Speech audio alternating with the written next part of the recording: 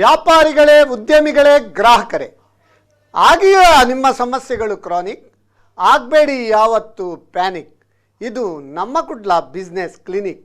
ಇಲ್ಲಿದೆ Karnataka bank business tonic. ನಾನು CASS Nayak.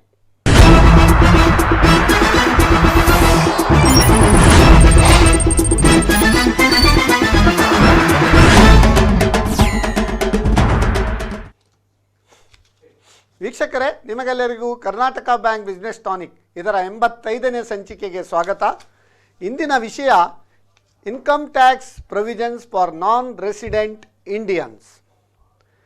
ನಾವು ಕಳೆದ 2 ಸಂಚಿಕೆಗಳಲ್ಲಿ income tax planning, return filing ಹಾಗೂ ಫಾರ್ ಇಂಡಿವಿಜುವಲ್ಸ್ ಮತ್ತು income tax planning and return filing for business enterprises 2 ಕಾರ್ಯಕ್ರಮಗಳನ್ನು ನೆರವೇರಿಸಿದ್ದೇವೆ. ಆವಾಗ ನಮ್ಮ ನಾನ್ ರೆಸಿಡೆಂಟ್ ಇಂಡಿಯನ್ಸ್ನವ್ರದ್ದು ಕೆಲವ್ರದ್ದು ನಮಗೆ ಮೆಸೇಜ್ ಬಂದಿದೆ, ನೀವು ಈ ಕಾರ್ಯಕ್ರಮ ಮಾಡುವಾಗ ನಮ್ಮ ನಾನ್ ರೆಸಿಡೆಂಟ್ ಇಂಡಿಯನ್ಸ್ ಬಗ್ಗೆ ಯಾವುದೇ ಒಂದು ಡಿಸ್ಕಷನನ್ನು ಅದರಲ್ಲಿ ಸೇರಿಸಲಿಲ್ಲ. ಯಾಕಂದರೆ ಈಗ ಒಂದು ಕೋವಿಡ್ 2019 ಆದಮೇಲೆ ಮಾರ್ಚಿಂದ ಅನೇಕ ಒಂದು change we can see in NRI tax provisions also. ಅದರ ಬಗ್ಗೆ ನಾವು ವಿಶೇಷ ಮಾಹಿತಿಯನ್ನು ನಿಮ್ಮೊಂದಿಗೆ ಹಂಚಿಕೊಳ್ಳಲಿದ್ದೇವೆ. ಪ್ರಪ್ರಥಮವಾಗಿ ನಾವು ಈ ಪ್ರೋಗ್ರಾಮ್ ಸ್ಟಾರ್ಟ್ ಮಾಡೋ ಮುಂಚೆ ಇವತ್ತು 20th September 2020 it is national wife appreciation day ಅಂತ ಹೇಳಲಿಕ್ಕೆ ಬಹಳ ಸಂತೋಷ ಆಗ್ತದೆ. ಯಾಕಂದರೆ ಪ್ರತಿ ವರ್ಷ ಸೆಪ್ಟೆಂಬರಿನ 3ನೇ ಆದಿತ್ಯವಾರ ಇದನ್ನು ನಾವು ನ್ಯಾಷನಲ್ ವೈಫ್ ಅಪ್ರಿಷಿಯೇಷನ್ ಡೇ ಆಗಿ ಆಚರಿಸ್ತಾ ಇದ್ದೇವೆ. ಸೊ ಇವತ್ತು ಯಾಕಂದರೆ ನಮ್ಮ ಜೀವನದಲ್ಲಿ weather it is A husband or she is A wife, the role of spouse is very vital in the progress of each person. ಹಾಗೆ ನಮ್ಮ ಎಲ್ಲರ ಪಾತ್ರದಲ್ಲಿ ನಮ್ಮ ಒಂದು ಧರ್ಮಪತ್ನಿ ಅಂತ ಹೇಳ್ತೇವೆ. ನಮ್ಮ ಹಿಂದೂ ಸಂಸ್ಕೃತಿ ಪ್ರಕಾರ ಧರ್ಮಪತ್ನಿ ಅಂದರೆ ಸಪ್ತಪದಿಯನ್ನು ತುಳಿದು ನಮ್ಮೊಂದಿಗೆ ಒಂದು ವಿವಾಹವಾದ ಒಂದು ಧರ್ಮಪತ್ನಿಯವರು. ಅವರು ನಮಗೆ ನಮ್ಮ ಎಲ್ಲ ವಿಷಯದಲ್ಲಿ ಸಪ್ತಪದಿ ಅಂದರೆ ಯಾವುದೆಲ್ಲ ನಾವು ಕಾರ್ಯದಲ್ಲಿ ಸರ್ವಕಾರ್ಯೇಷು ಸರ್ವದಾ ಅಂತ ಹೇಳ್ತೇವೆ, ಎಲ್ಲ ವಿಷಯದಲ್ಲಿ ಅವರು ನಮಗೆ ಒಂದು ಪ್ರೋತ್ಸಾಹ ನೀಡ್ತಾ ಇದ್ದಾರೆ. ಎಲ್ಲರಿಗೂ wish you all the happiness on this wife appreciation day 2020. ಇದರ ಬಗ್ಗೆ ಒಂದು ಸಣ್ಣದಾಗಿ ಲೈಟರ್ ವರ್ಷನ್ ಹೇಳ್ತೇವೆ. ಏನಂದರೆ immediately after engagement, before marriage they say mad for each other. Immediately after marriage couple they are called made for each other. ಹಾಗೂ 10 years after marriage they are mood for each other ಅಂತ ಹೇಳ್ತಾರೆ. ಆ mood for each other ಆಗದೆ it should be always mad for each other ಹಾಗೂ made for each other ಆಗಲಿ. You are all not just my wife, you are my life ಅಂತ ಹೇಳ್ತಾ ಇಂದಿನ ಈ ಕಾರ್ಯಕ್ರಮವನ್ನು ಮುಂದುವರಿಸೋಣ. ಇವತ್ತಿನ ಈ ಕಾರ್ಯಕ್ರಮದಲ್ಲಿ ನಮ್ಮೊಂದಿಗೆ ಈರುವರು ಗಣ್ಯ ಅತಿಥಿಗಳಿದ್ದಾರೆ. ಪ್ರಪ್ರಥಮವಾಗಿ CABP Sachin Kumar. CABP Sachin Kumar, he is a practicing chartered accountant at Bangalore for the last 2 decades. ಇವರು chief strategic partner of Messrs Manohar Chaudhary and associates, a leading chartered accountant firm in India, having 13 officers across India. ಮತ್ತು 24 partners ಇರುವ ಒಂದು firm ಅಂತ ಹೇಳಲಿಕ್ಕೆ ಬಹಳ ಒಂದು ಹೆಗ್ಗಳಿಕೆ ಆಗ್ತದೆ. Is A non executive director of London based multinational company. He is not only chartered accountant, he is alumni of Indian Institute of Management, Bangalore ಅಂತ ಹೇಳಲಿಕ್ಕೆ ಬಹಳ ಹೆಮ್ಮೆ ಆಗ್ತದೆ. He has completed executive education program in business analytics and intelligence from IIM Bangalore. So not only he is into practice, he has a wide range of experience in advising leading Indian corporates and MNCs in domestic and international tax matters. He has represented large corporates and government undertakings and in ITAT also is representing Income Tax Appellate Tribunal. ಅದಲ್ಲದೆ he is a teacher within himself, he is a guru for many management institutions and chartered accountants ಅಂತ ಹೇಳಲಿಕ್ಕೆ ಕೂಡ ಬಹಳ ಒಂದು ಹೆಮ್ಮೆ ಆಗ್ತದೆ. is authority in international taxation, direct taxes ಅಂತ ಹೇಳಲಿಕ್ಕೆ ಕೂಡ ಬಹಳ ಹೆಮ್ಮೆ ಆಗ್ತದೆ. he is also he was in the panel of experts in the talk show organized by CNBC TV 18 and ಸಂಭ್ರಮ ಟಿವಿ ಅಂತ ಹೇಳಲಿಕ್ಕೆ ಕೂಡ ಬಹಳ ಸಂತೋಷ ಆಗ್ತದೆ. he was the chairman of taxation committee of Karnataka State Chartered Accountants Association ಹಾಗೂ presently he is the secretary of Bangalore Income Tax Appellate Tribunal Bar Association.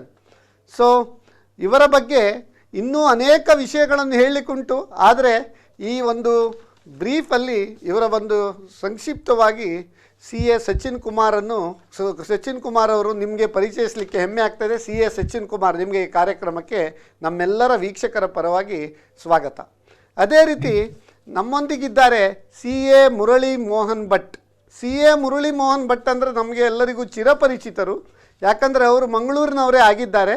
ಇವರು ನಮ್ಮ Karnataka bank business tonic ಇದರ ಕಳೆದ ವರ್ಷ ಇನ್ಕಮ್ ಟ್ಯಾಕ್ಸ್ ರಿಟರ್ನ್ ಫೈಲಿಂಗ್ ಅದರ ವಿಷಯದಲ್ಲಿ ಒಂದು ಸಮಗ್ರ ಮಾಹಿತಿಯನ್ನು ಎಲ್ಲರಿಗೆ ಉಣಬಡಿಸಿದ್ದಾರೆ.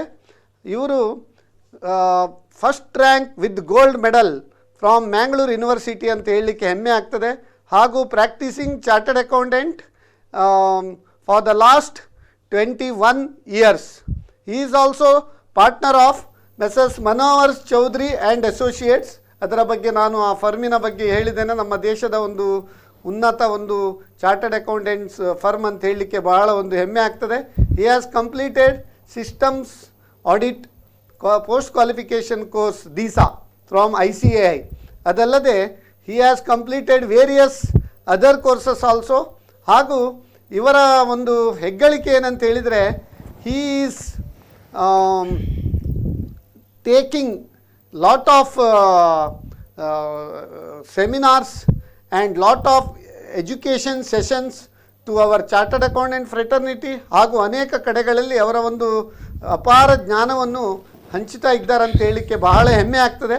ಅದೇ ಅಲ್ಲದೆ he is a resource person in various public speaking, ಅಂದರೆ various forums in financial reporting, corporate laws, international taxation, wealth management, executive compensation, financial planning, effective communication, business management at various ನಮ್ಮ ಚಾರ್ಟರ್ಡ್ ಅಕೌಂಟೆಂಟ್ಸ್ ಸ್ಟೂಡೆಂಟ್ಸ್ ಸೆಮಿನಾರ್ ಇರ್ಬೋದು, members seminar ಇರ್ಬೋದು, ಹಾಗೂ ಅನೇಕ ಒಂದು management ಇನ್ಸ್ಟಿಟ್ಯೂಷನ್ಸ್ನಲ್ಲಿ ಕೂಡ ಇವರ ಒಂದು ಅಪಾರ ಅನುಭವವನ್ನು ಹಂಚಿಕೊಂಡಿದ್ದಾರೆ ಅಂತ ಹೇಳಲಿಕ್ಕೆ ಬಹಳ ಒಂದು ಸಂತೋಷ ಆಗ್ತದೆ. ಸೊ ನಮ್ಮೊಂದಿಗೆ ಇರುವರು ತಜ್ಞರು, resource persons, rich resource person ಇರುವುದು ನಮ್ಮ ಹೆಮ್ಮೆ. CA ಮುರಳಿ ಮೋಹನ್ ಭಟ್, ನಿಮಗೆ ಈ ಕಾರ್ಯಕ್ರಮಕ್ಕೆ ಸ್ವಾಗತ. ನಮ್ಮ ಟಿವಿ ಎಲ್ಲ ವೀಕ್ಷಕರಿಗೆ ನಮಸ್ಕಾರ. ನಮ್ಮ ಕುಡ್ಲ ಟಿವಿಯ ಎಲ್ಲ ವೀಕ್ಷಕರಿಗೆ ನಮಸ್ಕಾರ. ಸರ್ ಹೇಳಿದಂತೆ ಇವತ್ತು wife appreciation day. So I would like to start saying, add to what you have already said, behind every successful man there is a woman ಅಂತ. So this woman in the initial days will be your father's wife, then later on your wife. So I think this episode we can dedicate, as you said, to the wives of all those people who are behind the successful men. Thank you Murali Mohan. ಈಗ ನಮ್ಮ ಈ ಕಾರ್ಯಕ್ರಮ ಈಗ income tax provisions for non resident Indians. ಈಗ ನಾನ್ resident Indian ಅಂದರೆ ಯಾರು, ಅವರ ಬಗ್ಗೆ ಒಂದು ಸಂಕ್ಷಿಪ್ತ ಮಾಹಿತಿಯನ್ನು ನಾವು ಇವರ ಸಚಿನ್ ಕುಮಾರ್ ಹತ್ರ ಕೇಳುವ. ಸರ್, ಈಗ ನಾನ್ ರೆಸಿಡೆಂಟ್ ಇಂಡಿಯನ್ಸ್ NRI, ಅದು ಇನ್ಕಮ್ ಟ್ಯಾಕ್ಸ್ ಪ್ರಕಾರ ಒಂದು ಡೆಫಿನಿಷನ್ ಉಂಟು, ಫಾರಿನ್ ಎಕ್ಸ್ಚೇಂಜ್ ಇದು ಫೆಮಾ ಪ್ರಕಾರ ಕೂಡ ಬೇರೆ ಡೆಫಿನಿಷನ್ ಉಂಟು. ಅದರ ಬಗ್ಗೆ ಒಂದು ಸಂಕ್ಷಿಪ್ತ ಮಾಹಿತಿ ಕೊಡ್ಬೋದಾ? ಹೌದು ಸರ್, ಇದು ಸಾಮಾನ್ಯ ಪರಿಭಾಷೆಯಲ್ಲಿ ಹೇಳಬೇಕು ಅಂತ ಹೇಳಿದ್ರೆ, ನಮ್ಮ NRIs ಅಂತ ಹೇಳಿದ್ರೆ ವಿದೇಶದಲ್ಲಿ ವಾಸವಾಗಿರ್ತಕ್ಕಂಥ ಭಾರತೀಯರು. ಹೌದು, they are people who live outside India. This is in a common parlance. Correct. But ಈ ಕಾಮನ್ ಪಾರ್ಲೆನ್ಸ್, ಈ ಸಾಮಾನ್ಯ ಪರಿಭಾಷೆ ಇನ್ಕಮ್ ಟ್ಯಾಕ್ಸ್ ಆಕ್ಟ್ಗೆ ಆಗಲಿ ಅಥವಾ ಫೆಮಾಗೆ ಆಗಲಿ ಅಪ್ಲೈ ಆಗಲ್ಲ. ಅದು ಫೆಮಾದಲ್ಲಿ ಆಗಲಿ ಅಥವಾ ಆದಾಯ ತೆರಿಗೆ ಕಾಯ್ದೆಯಲ್ಲಿ ಆಗಲಿ ಅದರಲ್ಲಿ ಡಿಫ್ರೆಂಟ್ ಡೆಫಿನೇಷನ್ಸ್ ಇದೆ. ಇನ್ಫ್ಯಾಕ್ಟ್ ಆ ಥರ ನೋಡಬೇಕು ಅಂತ ಹೇಳಿದ್ರೆ ಇನ್ಕಮ್ ಟ್ಯಾಕ್ಸ್ ಆಕ್ಟ್ ಅಲ್ಲೂ ಸಹ NRI ನ ಡಿಫೈನ್ ಮಾಡಿಲ್ಲ. ಇನ್ಕಮ್ ಟ್ಯಾಕ್ಸ್ ಆಕ್ಟ್ ಅಲ್ಲಿ ಯಾರು ರೆಸಿಡೆಂಟ್ ಅಂತ ಡಿಫೈನ್ ಮಾಡಿದ್ದಾರೆ, ಅಂಡ್ ಯಾರು ರೆಸಿಡೆಂಟ್ ಅಲ್ವಾ ಅವರು ನಾನ್ ರೆಸಿಡೆಂಟ್ ಆಗ್ತಾರೆ. ಇನ್ಕಮ್ ಟ್ಯಾಕ್ಸ್ ಆಕ್ಟ್ ಅಲ್ಲಿ ನೋಡಿದ್ರೆ ನೀವು number of days stay in India ಅಂದ್ರೆ ಭಾರತದಲ್ಲಿ ಎಷ್ಟು ದಿನ ಅವರು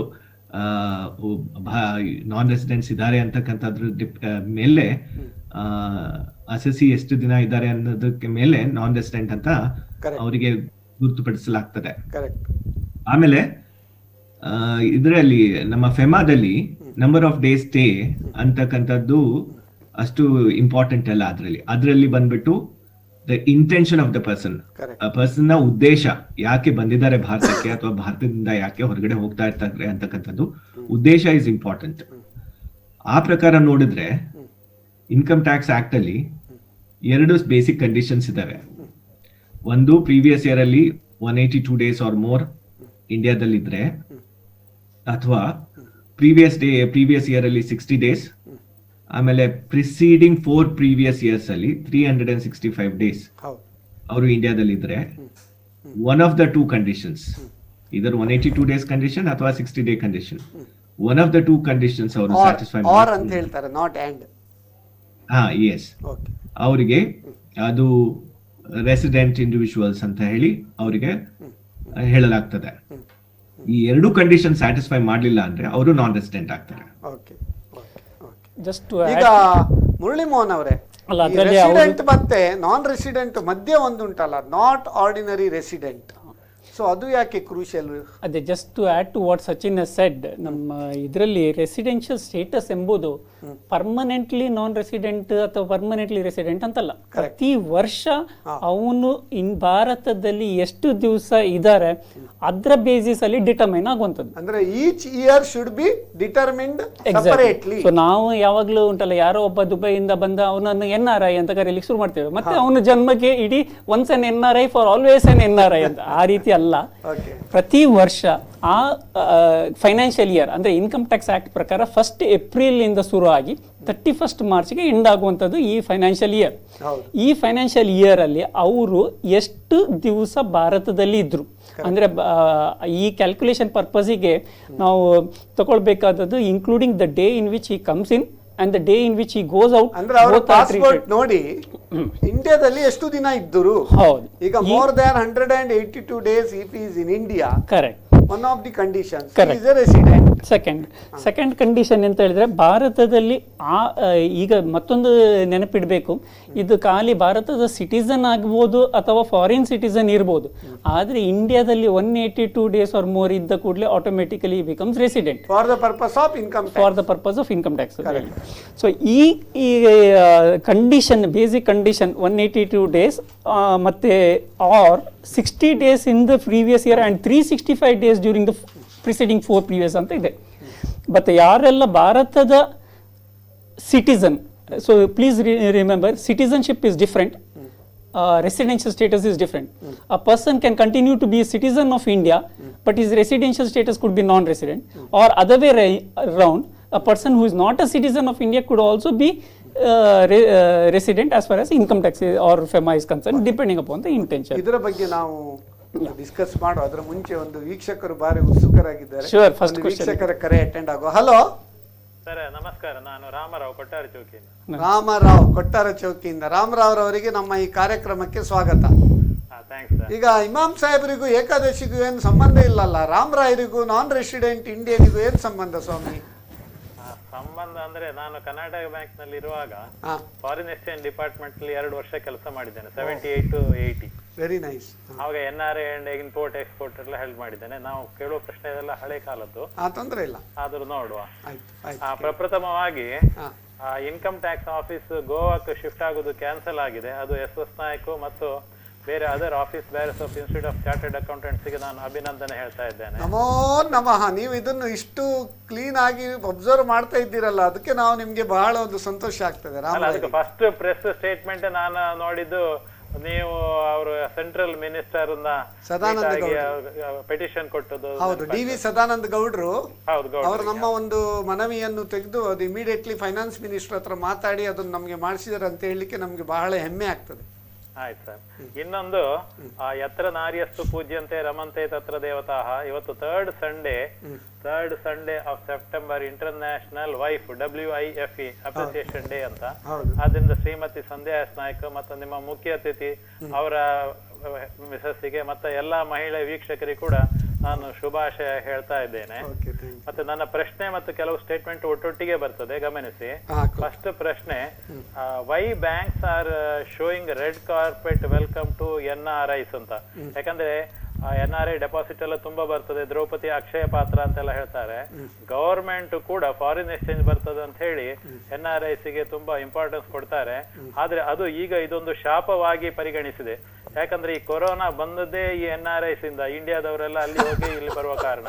ಮತ್ತೆ ಗಾಂಜಾ, ಡ್ರಗ್ಸ್ ಇದೆಲ್ಲ ಪೇಪರ್ ಓದ್ತಾ ಇದ್ದೇವೆ, ಅದರಲ್ಲಿ ಕೂಡ ಫಾರಿನ್ ಅವರೆಲ್ಲ ಬಂದು ಇದು ಮಾಡ್ತಾ ಇದ್ದಾರಂತ. ಮತ್ತೆ ಇವತ್ತಿನ ಪೇಪರ್ ನೋಡಿದ್ದೇನೆ, ರಾಜೀವ ಶರ್ಮಾ ಅಂತ ಫ್ರೀಲ್ಯಾನ್ಸ್ ಕರೆಸ್ಪಾಂಡೆಂಟ್, ಅವ ಚೈನಾದೊಟ್ಟಿಗೆ ಗುಪ್ತಚರ ಕೆಲಸ ಮಾಡ್ತಾ ಇದ್ದಾನೆ ಅಂತ ಹೇಳಿ. ಮತ್ತೆ ನೋಡಿ, ಎಲ್ಲಾ ಹೆಚ್ಚಿನ ಮನೆಗಳಲ್ಲಿ ಏಜ್ಡ್ ಪೇರೆಂಟ್ಸ್ ಮಾತ್ರ ಇಂಡಿಯಾದಲ್ಲಿ ಇರ್ತಾರೆ, ಮಕ್ಕಳೆಲ್ಲ ಗಮ್ಮತ್ತಿನಲ್ಲಿ ಫಾರಿನ್ ಇರ್ತಾರೆ.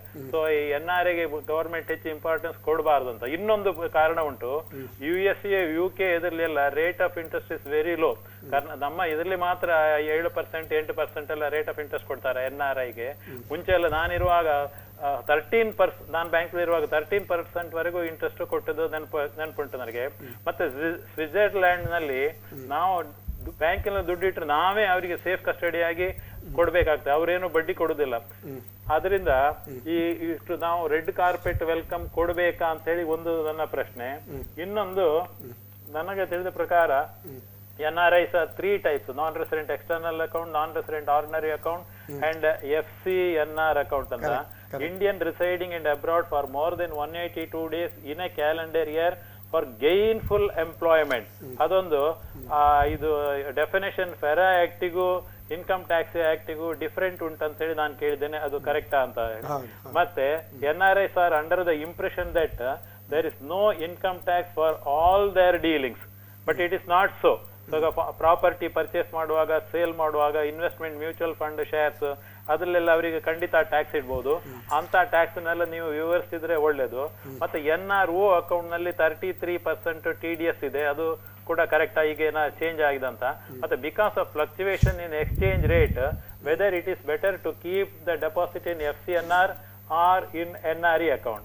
Next ಪ್ರಶ್ನೆ, if a non-resident after returns to India fails to inform the bank and if the bank continues the account as NRE account, what is the liability of the bank? Next question, as per latest RBI rules, banks should not pay dividend to its shareholders. Correct. So will it not demotivate NRI's investment in bank shares? Next question, while purchasing property, NRI will pay full price in rupees only. Properties purchase ಮಾಡುವಾಗ NRI ಅವರೆಲ್ಲ full rupees pay ಮಾಡ್ತಾರೆ, ಅಂದ್ರೆ 100% white money ಏನಿಲ್ಲ. So is it not beneficial for the seller to sell the property to NRI?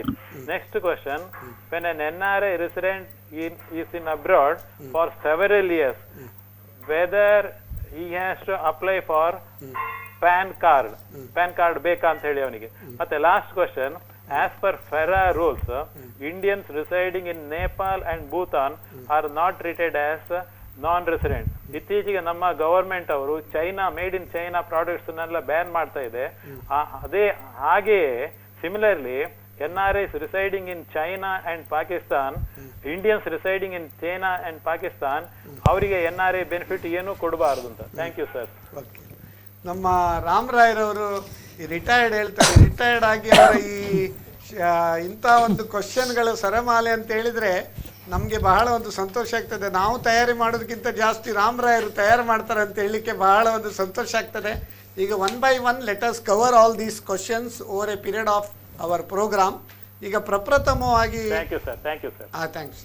ಈಗ ಪ್ರಪ್ರಥಮವಾಗಿ ನಮ್ಮ red carpet ಬಗ್ಗೆ ಸಚಿನ್ ಕುಮಾರ್ ನೀವು ಹೇಳಿ. NRI ಅವರಿಗೆ ರೆಡ್ ಕಾರ್ಪೆಟ್ ಆಗಿ ವೆಲ್ಕಮ್ ಮಾಡ್ತಾ ಇದ್ದೇವೆ. But we have imported corona, ಗಾಂಜಾ ಇದೆಲ್ಲ ಫ್ರಮ್ ಎಬ್ರಾಡ್ ಅಂತ ಹೇಳ್ತೇವೆ. ಒಂದು ಸೈಡಲ್ಲಿ ನಾವು ಅವರಿಗೆ ರೆಡ್ ಕಾರ್ಪೆಟ್ ಕೊಡ್ತೇವೆ, ಅನದರ್ ಸೈಡ್ ಈ ರೀತಿ ಎಲ್ಲ ಪ್ರಾಬ್ಲಮ್. ಇದರ ಬಗ್ಗೆ ಒಂದು ಸಣ್ಣ ಒಂದು ನಿಮ್ಮ ಅಭಿಪ್ರಾಯ. ಸರ್, ನಾವು ಏನು ನೋಡ್ಬೇಕು ಅಂತ ಹೇಳಿದ್ರೆ, ನಮ್ಮ ಇಂಡಿಯಾ ಬಂದ್ಬಿಟ್ಟು developing economy. Correct. Any developing economy ಇರ್ಬೇಕಾದ್ರೆ ಅದಕ್ಕೆ ಫಾರಿನ್ ಎಕ್ಸ್ಚೇಂಜ್ ಬಹಳ ಪ್ರಾಮುಖ್ಯತೆ, ಫಾರಿನ್ ಎಕ್ಸ್ಚೇಂಜ್ ನ ಪ್ರಾಮುಖ್ಯತೆ ಬಹಳ ಇರ್ತದೆ. ಕರೆಕ್ಟ್. ಈ ನಿಟ್ಟಿನಲ್ಲಿ ನೋಡಿದ್ರೆ ನಮ್ಮ ಇನ್ಕಮ್ ಟ್ಯಾಕ್ಸ್ ಆಕ್ಟ್ ಅಲ್ಲಿ ಮುಂಚೆ ಸಾಕಷ್ಟು ಬೆನಿಫಿಟ್ಸ್ ಕೊಟ್ಟಿದ್ರು ನಾನ್ ರೆಸಿಡೆಂಟ್ಸ್ಗೆ, those who earn in foreign currency. Correct. ಅದು AGI ಆಗ್ಲಿ, HSC ಆಗ್ಲಿ, ಆ ತರ ಸಾಕಷ್ಟು ಬೆನಿಫಿಟ್ಗಳನ್ನ ಕೊಟ್ಟಿದ್ರು ನಾನ್ ರೆಸಿಡೆಂಟ್ಗೆ or those residents who earn in foreign currency. Correct. Correct.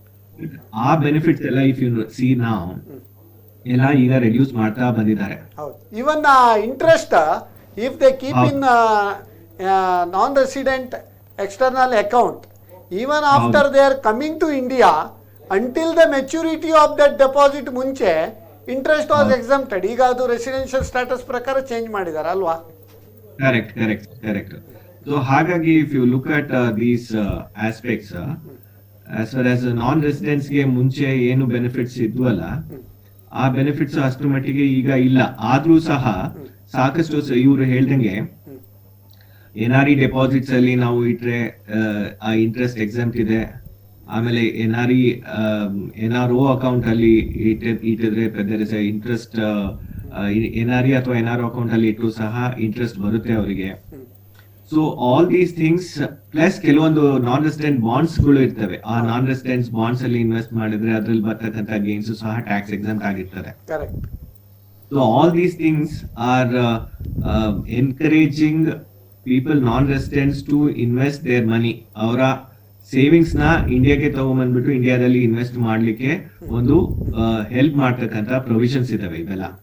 So ಈ ನಿಟ್ಟಿನಲ್ಲಿ ನಾವು ನೋಡಿದ್ರೆ ನಮ್ಮ ಇಂಡಿಯಾ ಡೆವಲಪಿಂಗ್ ನೇಷನ್ ಆಗಿರೋದ್ರಿಂದ ಈ ತರದ ಫಾರಿನ್ ಎಕ್ಸ್ಚೇಂಜಸ್ ಇಂಡಿಯಾಗೆ ನಾವು ಅಟ್ರಾಕ್ಟ್ ಮಾಡ್ಬೇಕಾಗುತ್ತೆ. ಸೊ ಹಾಗಾಗಿ ಈ ಬೆನಿಫಿಟ್ಸ್ ಏನ್ ಕೊಟ್ಟಿದಾರಲ್ಲ ಗವರ್ಮೆಂಟ್, ನಾಟ್ ದಟ್ ಎಷ್ಟು ಮುಂಚೆ ಬೆನಿಫಿಟ್ ಕೊಟ್ಟಿದ್ರು ಅಷ್ಟು ಇಲ್ಲ, ಬಟ್ ಕಡಿಮೆನೂ ಆಗ್ತಾ ಇದೆ. ಬಟ್ ಈಗಿನ ಪರಿಸ್ಥಿತಿಗೆ ಎಷ್ಟು ಬೆನಿಫಿಟ್ ಕೊಡ್ಬೇಕಲ್ವಾ ಅಷ್ಟು ಮಟ್ಟಿಗೆ ಕೊಟ್ಟಿದ್ದಾರೆ ಅಂತ ಹೇಳೋದಕ್ಕೆ ನಾನು ಇಷ್ಟಪಡ್ತೇನೆ. ಅದು ಸರ್ ಹೇಳ್ತಾ ಇದ್ರು ಈ ಇದ್ರಲ್ಲಿ NRE account, NRO account, FCNR account ಅಂತ ಹೇಳ್ಬಿಟ್ಟು ಅವರು ಒಂದು ವಿಚಾರನ ಹೇಳಿದ್ರು. ಅದರ ಬಗ್ಗೆ ನಾವು ಡಿಸ್ಕಸ್ ಮಾಡುವ. ಅದರ ಮುಂಚೆ ಒಂದು ವೀಕ್ಷಕರ ಕರೆ ಉಂಟು. ಹಲೋ. ನಮಸ್ಕಾರ ಸರ್. ನಮಸ್ಕಾರ. ಯಾರು ಮಾತಾಡೋದು? ನಮಸ್ತೆ. ನಾನು ಕೃಷ್ಣ ಭಟ್ ಅಂತ ಹೇಳಿ ಹೌಸಿಂಗ್ ಬೋರ್ಡ್ ಕಾಲೋನಿ ಬೋಂದಿಲಿಂದ. ಹೇಳಿ ಕೃಷ್ಣ ಭಟ್ ಅವರೇ, ನಿಮ್ಮ ಪ್ರಶ್ನೆ ಕೇಳಬಹುದು. ನಿಮ್ಮ ಟಿವಿಯನ್ನು ಮ್ಯೂಟ್ ಮಾಡಿ. ಈಗ ನಮ್ಮ ರಾಮರಾಯರು ಕೆಲವು ಕ್ವಶನ್ ಕೇಳಿದ್ರು. ಕೃಷ್ಣ ಭಟ್ರೆ, ನಿಮ್ಮ ಟಿವಿಯನ್ನು ಮ್ಯೂಟ್ ಮಾಡಿ ಮಾತಾಡಿ. ಆದ್ರೆ ಹಲೋ ಕೃಷ್ಣ ಭಟ್ರೆ, ನಿಮ್ಮ ಟಿವಿಯನ್ನು ಮ್ಯೂಟ್ ಮಾಡಿ. ನಿಮ್ಮ ಟಿವಿಯನ್ನು ಮ್ಯೂಟ್ ಮಾಡಿ. ಈಗ ಮಾತಾಡಿ ಸರ್. ಈಗ ಅವರು ಒಂದು 2 ಕ್ವಶನ್ ಕೇಳಿದ್ರು. ಅದರ ಬಗ್ಗೆ ಈಗ NRE ಅಕೌಂಟ್ ನಲ್ಲಿ ಈಗ ಮುಂಚೆ ಏನು ಬೆನಿಫಿಟ್ಸ್ ಕೊಡ್ತಾ ಇದ್ದೇವೆ, ರೇಟ್ ಆಫ್ ಇಂಟ್ರೆಸ್ಟ್ ಮತ್ತೆ ಕೆಲವು ಫೆಸಿಲಿಟೀಸ್ ಎಲ್ಲ ಉಂಟಲ್ಲ, SCNR, ಅದಕ್ಕೆ ಕೆಲವೆಲ್ಲ ಮುಂಚೆ ಇಂಟ್ರೆಸ್ಟ್, ಬ್ಯಾಂಕ್ ಇಂಟ್ರೆಸ್ಟ್ ಎಕ್ಸ್ಟ್ರಾ ಕೊಡ್ತಾ ಇದ್ರು. ಈಗ ಸಾಧಾರಣ ನನ್ಗೆ ತಿಳಿದ ಮಟ್ಟಿಗೆ ಆ ಎಕ್ಸ್ಟ್ರಾ ಏನು ಬೆನಿಫಿಟ್ ಸಿಗ್ತಾ ಇತ್ತು ಆ ಇಂಟ್ರೆಸ್ಟ್ ನಲ್ಲಿ, ಅದೀಗ ಸಾಧಾರಣ ನಮ್ಮ ಲೋಕಲ್ ಡೆಪಾಸಿಟ್ ಸಿಗ್ತದಲ್ಲ ಅಷ್ಟೇ ಇಂಟ್ರೆಸ್ಟ್ ಸಿಗ್ತಾ ಇದೆ. ಮತ್ತೆ ಎರಡನೇದಾಗಿ ವಿಶೇಷವಾಗಿ ಏನಂದ್ರೆ ಅವರು ಹೇಳಿದ್ರು ಫಾರಿನ್ ಇಂದ ಅವರಿಗೆಲ್ಲ ಎಕ್ಸ್ಟ್ರಾ ಬೆನಿಫಿಟ್ಸ್ ಕೊಡ್ತಾರೆ ಅಂತ ಹೇಳಿ. ಅದು ನಮ್ಗೆ ಈಗ NRE ಇನ್ವೆಸ್ಟ್ಮೆಂಟ್ ಈಗ ಫಾರಿನ್ ಟ್ರೇಡ್ ಮಾಡಬೇಕಾದ್ರೆ ಅದು ಕಂಪಲ್ಸರಿ ಆಗಿ ನಮ್ಗೆ ಬೇಕೇ ಬೇಕು. ಇದರ ಬಗ್ಗೆ ಅವರ ಅಭಿಪ್ರಾಯ. ಓಕೆ. ನಮ್ಮ ಮುರಳಿ ಮೋಹನ್ ಅವರೇ, ಈಗ ಅಕೌಂಟ್ ಬಗ್ಗೆ ಹೇಳಿದ್ರು. ಒಂದು NRE account, FCNR account, NRO account. ನಮ್ಮ ಈಗ ಕೃಷ್ಣ ಭಟ್ರು ಏನಿಲ್ಲ, ಈ has complimented for the questions of Ramarao. ಅವ್ರು ಏನು ಹೇಳುದಂತ ಹೇಳಿದ್ರೆ, ಈಗ rate of interest for NRE account ಮತ್ತು local deposit it is same ಅಲ್ಲ. ಮುಂಚೆ ಅದು ನಮಗೆ ಫಾರಿನ್ ಎಕ್ಸ್ಚೇಂಜ್ ಜಾಸ್ತಿ ಬೇಕಿತ್ತು, ನಾವು ಮಾಡ್ತಾ ಇತ್ತು, ಬಟ್ ನಾವು ಇಟ್ ಈಸ್ ಸೇಮ್. ಇದರ ಬಗ್ಗೆ ಒಂದು ಹೇಳಿ. ಯಾವುದೇ ಒಂದು ಇಂಟ್ರೆಸ್ಟ್ ರೇಟ್ ಏನಿದೆ ನಾರ್ಮಲಿ ಅದು 2 ಫ್ಯಾಕ್ಟರ್ಸಲ್ಲಿ ಹೊಂದಿಕೊಂಡಿರ್ತದೆ. ಒಂದು ನಾವೇನು ಹೇಳ್ತೇವೆ ಇನ್ಫ್ಲೇಷನ್ ಅಂತ. ಯಾವ ರೀತಿ ಇನ್ಫ್ಲೇಷನ್ ಹೋಗ್ತದೆ ಆ ರೀತಿ ಇನ್ಫ್ಲೇಷನ್. ಇದು RBI ಕಾಲಕ್ರಮಣಕ್ಕೆ based on the outlook and the present inflation interest ರೇಟ್ಸನ್ನು ಚೇಂಜ್ ಮಾಡ್ತಾ ಹೋಗ್ತದೆ. ಹೌದು. ಎರಡನೇದು ಸ್ಪೆಸಿಫಿಕ್ ಆಗಿ ಎನ್ ಆರ್ ಇ ಅಥವಾ ಈ ಡೆಪಾಸಿಟ್ಸ್ ಏನಿದೆ ಫಾರಿನ್ ಎಕ್ಸ್ಚೇಂಜಲ್ಲಿ ಬರುವಂಥದ್ದು, that is more or less dependent upon what is the necessity of the foreign exchange for in India. Sachin ಅವರು ಆಗನೇ ಹೇಳಿದಂತೆ in the developing economy the most scarce product is capital. ಎಲ್ರಿಗೂ ಹಣ ಬೇಕು, ಹಣ ಇದ್ದರೆ ಮಾತ್ರ ಡೆವಲಪ್ಮೆಂಟ್ ಆಗ್ತದೆ. ಸೊ ಈ ನಿಟ್ಟಿನಲ್ಲಿ ನಾವು ಫಾರಿನ್ ಡೈರೆಕ್ಟ್ ಇನ್ವೆಸ್ಟ್ಮೆಂಟ್ ಇರ್ಬೋದು ಅಥವಾ ಈ ನಮ್ಮದು ಎಷ್ಟೋ ಸತಿ 1981 ಇಂಡಿಯಾದಲ್ಲಿ ಎಂಟೈರ್, ಬಿಕಾಸ್ ನಮಗೆ ಫಾರಿನ್ ಎಕ್ಸ್ಚೇಂಜ್ ಆಯಿಲ್ ಇಂಪೋರ್ಟ್ ಮಾಡಲಿಕ್ಕೆ ಬೇಕು, ಬೇರೆ ಎಲ್ಲ ಕೆಲವು ಇದಕ್ಕೆ definitely you can't say that ನಾವು ಈಗ ಏನೋ ಆತ್ಮನಿರ್ಭರ್ ಭಾರತ್ ಅಂತ ಹೇಳ್ತಾ ಇದ್ದೇವೆ, ಆದರೆ ಸಹ ನಿಜವಾಗಿ ಆತ್ಮನಿರ್ಭರ್ ಯಾವುದೇ ಕಂಟ್ರಿಗೂ ಈಗಿನ ಪರಿಸ್ಥಿತಿಯಲ್ಲಿ ಪಟಾಕಿ ಗಣಪತಿ ಸತ ನಾವು ಇಂಪೋರ್ಟ್ ಮಾಡ್ತಾ ಇದ್ದೇವೆ. ಅದೇ ಅಂಥದ್ದು ಅನ್ನೆಸೆಸರಿ ಇಂಪೋರ್ಟ್ಸನ್ನು ಸ್ಟಾಪ್ ಮಾಡ್ಬೋದು. ಬಟ್ ಭಾರತಕ್ಕೆ ನಮಗೆ ಈಗ ಮೇಜರ್ ಇರುವಂಥದ್ದು oil imports. We can't say that we can stop doing the imports. So therefore out ವರ್ಷಕ್ಕೆ ಒಂದು 3 ಲಕ್ಷ ಕೋಟಿಯಷ್ಟು ಆಯಿಲ್ ಇಂಪೋರ್ಟ್ಸ್ ಆಗ್ತಾನೆ ಇರ್ತದೆ. ಸೊ ಹಾಗಾಗಿ ನಮಗೆ ಫಾರಿನ್ ಎಕ್ಸ್ಚೇಂಜ್ ಬೇಕೇ, ಇದರ ಬಗ್ಗೆ ಡೌಟ್ ಇಲ್ಲ. ಸೊ ಈ ರೀತಿಯಲ್ಲಿ ನಮಗೆ ಈಗ ಫಾರಿನ್ ಎಕ್ಸ್ಚೇಂಜ್ ಇರುವಾಗ ಈ ಎಸ್ಪೆಷಲಿ NRI ಇಂಡಿವಿಜುವಲ್ಸ್ ಅಥವಾ ಇನ್ಸ್ಟಿಟ್ಯೂಷನಲ್ ಇನ್ವೆಸ್ಟರ್ ಇರ್ಬೋದು. ಇಂಡಿವಿಜುವಲ್ಸಲ್ಲಿ ನಾನು ಸ್ಪೆಸಿಫಿಕ್ ಆಗಿ ಹೇಳೋದಂತಾದರೆ ಈಗಿನ ಅವರು ನಿಜವಾಗಿ ಹೇಳಿದ ಹಾಗೆ ಈಗ ನಿಮಗೆ ನೋಡಲಿಕ್ಕೆ ಮೇಲ್ನೋಟಕ್ಕೆ ಇಂಟ್ರೆಸ್ಟ್ ರೇಟ್ ಡೊಮೆಸ್ಟಿಕ್ಕು ಮತ್ತು NRI ಸೇಮ್ ಅಂತ ಕಾಣ್ಬೋದು. ಬಟ್ ಈಗ ನೀವು exchange rate gain or loss ನೋಡಬೇಕಾಗ್ತದೆ. ಮೊದಲೆಲ್ಲ ಸುಮಾರು ಅದು ಫ್ಲಕ್ಚುಯೇಷನ್ ಇರ್ತಿತ್ತು. ಈಗ ಸಾಧಾರಣ ಮೋರ್ ಆರ್ ಲೆಸ್ ಲಾಸ್ಟ್ ಒಂದು ಡಿಕೆಡಿಂದ RBI ಕನ್ಸಿಸ್ಟೆನ್ಸಿ ಮೇಂಟೈನ್ ಮಾಡ್ತಾ ಬಂದಿದೆ. ಹಾಗಾಗಿ ಈ ರೇಟ್ಸ್ ಇದು ಬರ್ತದೆ. ಅಂದ್ರೆ ಫಾರಿನ್ ಕರೆನ್ಸಿ ಡೆಪಾಸಿಟ್ ಇಟ್ಟರೆ ಮುಂಚೆ ಡಾಲರ್ ರೇಟ್ ಪ್ರೀಮಿಯಂ ಜಾಸ್ತಿ ಆದಾಗ ಇವ್ರಿಗೆ ಬೆನಿಫಿಟ್ ಆಗ್ತಾ ಇತ್ತು. ಸೊ ಈಗ ಅದು ಡಾಲರ್ ರೇಟ್ ಆಲ್ರೆಡಿ ಜಾಸ್ತಿ ಆಗಿದೆ, ಇನ್ನು ಜಾಸ್ತಿ ಆಗದಿದ್ರೆ ಅವರು ಅದರಲ್ಲಿ ಆಗುದಿಲ್ಲ. ಅದರಿಂದ ಸೊ ಈ ಇಂಟ್ರೆಸ್ಟ್ ರೇಟ್ ಪ್ಲಸ್ ನಿಮ್ಮ premium for the future dollar rates ಎರಡನ್ನು ಒಟ್ಟಿಗೆ ನೋಡಿದ್ರೆ ನಿಮ್ಮ interest rate more or less it will be the same. Okay, Krishna ಭಟ್ರಿಗೆ ನಿಮ್ಮ ಒಂದು ಪ್ರಶ್ನೆ ಕೇಳಿದ್ದಕ್ಕೆ ಧನ್ಯವಾದ. ಈಗ ಸಚಿನ್ ಕುಮಾರ್ ಅವರೇ, ಈಗ ನೀವು FCNR, NRE ಅಕೌಂಟ್ ಮತ್ತು NRO ಅಕೌಂಟ್ ಅದರ ಬಗ್ಗೆ ಒಂದು ಎಕ್ಸ್ಪ್ಲೈನ್ ಮಾಡ್ತಾ ಇದ್ರಿ, ಅದನ್ನು ಹೇಳ್ಬೋದಾ? ಇದು NRE ಅಕೌಂಟ್ ಅಥವಾ NRO account or FCNR account ಅಂತಕ್ಕಂಥದ್ದು 3 ತರದ ಅಕೌಂಟ್ ನಾನ್ ರೆಸಿಡೆಂಟ್ಸ್ ಓಪನ್ ಮಾಡಬಹುದು. ಕರೆಕ್ಟ್. ಇದು NRE ಅಕೌಂಟ್ ಅವ್ರು ಓಪನ್ ಮಾಡೋದು ಅಂತ ಹೇಳಿದ್ರೆ ಇಟ್ ಇಸ್ ಇದರಲ್ಲಿ ಓನ್ಲಿ ಫಾರಿನ್ ಎಕ್ಸ್ಚೇಂಜ್ ಅಲ್ಲಿ ಅಮೌಂಟ್ ಕ್ರೆಡಿಟ್ ಮಾಡಬಹುದು. ಕರೆಕ್ಟ್. ಫಾರಿನ್ ಅಕೌಂಟ್ ಪ್ಲಸ್ ಸಹ ಅದರಲ್ಲಿ ಕ್ರೆಡಿಟ್ ಮಾಡಬಹುದು. ಆಮೇಲೆ FCNR ಅಂತಕ್ಕಂಥದ್ದು ಒಂಥರ FD ಫಾರಿನ್ ಫಿಕ್ಸ್ಡ್ ಡೆಪಾಸಿಟ್ ಒಂದು ಅಕೌಂಟ್. ಅದರಲ್ಲಿ NRE ಅಕೌಂಟ್ ಅಲ್ಲಿ ಏನಾಗುತ್ತೆ ಅಂತ ಹೇಳಿದ್ರೆ ಅದರದ್ದು ಇಂಟ್ರೆಸ್ಟ್ ಬಂದ್ಬಿಟ್ಟು ಎಕ್ಸೆಂಪ್ಟ್ ಇರ್ತದೆ. Whereas interest in FC resident foreign currency account, RFC account ಅಂತಕ್ಕಂಥದ್ದು ಏನಿದೆ ಅಲ್ಲ, resident foreign currency account ಅಲ್ಲಿ if it is a resident and ordinary resident ಇದ್ರೆ ಅದು ಇಂಟ್ರೆಸ್ಟ್ ಟ್ಯಾಕ್ಸಬಲ್ ಆಗ್ತದೆ. Whereas ಅವರು ನಾನ್ ರೆಸಿಡೆಂಟ್ ಅಥವಾ resident but not ordinary resident ಇತ್ತು ಅಂತ ಹೇಳಿದ್ರೆ ಅದರಲ್ಲಿ ಇಂಟ್ರೆಸ್ಟ್ ಅಂತಕ್ಕಂಥದ್ದು ಟ್ಯಾಕ್ಸ್ ಆಗಲ್ಲ. ಆಮೇಲೆ ಇದು ಸಹ FCNR ಸಹ and it is interest FCNR ಅಲ್ಲಿ ಇಂಟ್ರೆಸ್ಟ್ ಸಹ ಎಕ್ಸೆಂಪ್ಟ್ ಆಗಿರ್ತದೆ ನಾನ್ ರೆಸಿಡೆಂಟ್ಸ್ ಗೆ. ಅದು ಅಲ್ಲದೆ ಅದರಲ್ಲಿ ಇಂಟ್ರೆಸ್ಟ್ ಪ್ಲಸ್ ಪ್ರಿನ್ಸಿಪಲ್ ಎರಡೂ ಸಹ ಒಂದು ರಿಪ್ಯಾಟ್ರಿಯಬಲ್ ಮಾಡಬಹುದು ಅವರು. ಅದೇ similarly even in NRE account also they can repatriate that amount. ಅವರು ಈ ತರದ 3 ಡಿಫರೆಂಟ್ ಅಕೌಂಟ್ಸ್ ನ ನಾವು ಯೂಸ್ ಮಾಡ್ಕೋಬಹುದು. ದ ಬೆಸ್ಟ್ ಥಿಂಗ್ ಇಸ್ ಒಬ್ರಿಗೆ ಏನ್ ಹೇಳ್ತಾರೆ ಅಂತ ಹೇಳಿದ್ರೆ NRE ಅಕೌಂಟ್ ಅವರು ಇಂಡಿಯಾಗೆ ಬರ್ತಾ ಇದ್ದಂಗೆ as soon as they come back to India and for good ಅವರು ಇಲ್ಲಿ ನೆಲೆಸೋದಕ್ಕೆ ಬಂದಾಗ ಅದನ್ನ ಇಮಿಡಿಯೇಟ್ ಆಗಿ ಫಸ್ಟ್ ಬ್ಯಾಂಕರ್ಗೆ ಅವ್ರು ಹೇಳ್ಬೇಕಾಗುತ್ತೆ, ಇಂಡಿಯಾಗೆ ಬಂದಿದ್ದೀನಿ, ನಾನು ರೆಸಿಡೆಂಟ್ ಇಂಡಿಯನ್, ನನ್ನ ಉದ್ದೇಶ ಈಗ ಇಂಡಿಯಾದಲ್ಲಿ ಇರ್ತಕ್ಕಂಥದ್ದು, ಇಲ್ಲಿ ನಾನು ಎಂಪ್ಲಾಯ್ಮೆಂಟ್ ತಗೊಂಡಿದ್ದೀನಿ, ಇಲ್ಲಿ ನೆಲೆಸ್ತಾ ಇದ್ದೀನಿ ಅಂತ ಹೇಳಿ ಅವರು ಡಿಸೈಡ್ ಮಾಡ್ಬಿಟ್ಟು ಆ ಉದ್ದೇಶದಿಂದ ಭಾರತಕ್ಕೆ ಬಂದ್ರೆ ಅದನ್ನ ಅವರು ಬ್ಯಾಂಕರ್ಸ್ಗೆ ತಿಳಿಸ್ಬೇಕಾಗುತ್ತೆ. ಅವ್ರಿಗೆ ಬ್ಯಾಂಕರ್ಸ್ ತಿಳಿಸಿದಾಗ NRE ಅಕೌಂಟ್ ನ ಅವರು ಚೇಂಜ್ ಮಾಡ್ತಾರೆ, ರೆಸಿಡೆಂಟ್ ಅಕೌಂಟ್ ಆಗಿ ಚೇಂಜ್ ಮಾಡ್ತಾರೆ, RFC ಅಕೌಂಟ್ ಮಾಡ್ತಾರೆ ಅಥವಾ ರೆಸಿಡೆಂಟ್. ಅದನ್ನ RFC ಅಕೌಂಟ್ ಗೆ ಅವರು ಕನ್ವರ್ಟ್ ಮಾಡ್ತಾರೆ. The best thing is in RFC account also not that ಅವರು ಇಮಿಡಿಯೇಟ್ ಆಗಿ ಟ್ಯಾಕ್ಸ್ ಪೇ ಮಾಡ್ಲಿಕ್ಕೆ ಆಗಲ್ಲ RFC ಅಲ್ಲಿ, ಟ್ಯಾಕ್ಸ್ ಪೇ ಮಾಡ್ತಕ್ಕಂತ ಪರಿಸ್ಥಿತಿ ಬರಲ್ಲ. ಬಿಕಾಸ್ ನಾನ್ ರೆಸಿಡೆಂಟ್ ಇಂಡಿಯಾಗೆ ಬಂದ್ಮೇಲೆ 2-3 ವರ್ಷದ ತನಕ ಅವ್ರದ್ದೊಂದು ಸ್ಪೆಷಲ್ ರೆಸಿಡೆನ್ಷಿಯಲ್ ಸ್ಟೇಟಸ್ ಇದೆ. Resident but not ordinary resident ಅಂತ ಹೇಳಿ.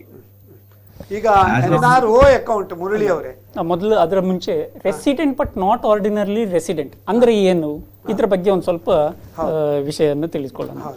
ಈಗ ನಾರ್ಮಲಿ ಫಸ್ಟಿಗೆ ನಾವು ಹೇಳಿದಂತೆ what we identify is whether is a resident or non resident ಹೇಳಿ, ಅದಕ್ಕೆ ಕಂಡೀಷನ್ 182 ದಿವಸ ಇತ್ತ ಇಲ್ವ ಅಂತ. ಈ 2 ಅಡಿಷನಲ್ ಕಂಡೀಷನ್ ಇದೆ. Resident in 9 out of 10 preceding years, or who has stayed in India for not more than 729 days in the last preceding years ಹೇಳಿ. So ಇಂಥವರನ್ನು resident but not ordinarily resident ಅಂತ ಹೇಳ್ತೇವೆ.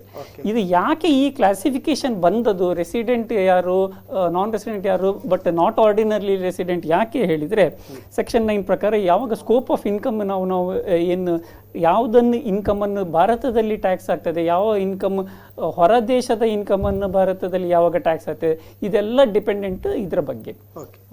ಈಗ ಇನ್ನೊಂದು ವೀಕ್ಷಕರ ಅಟೆಂಡ್.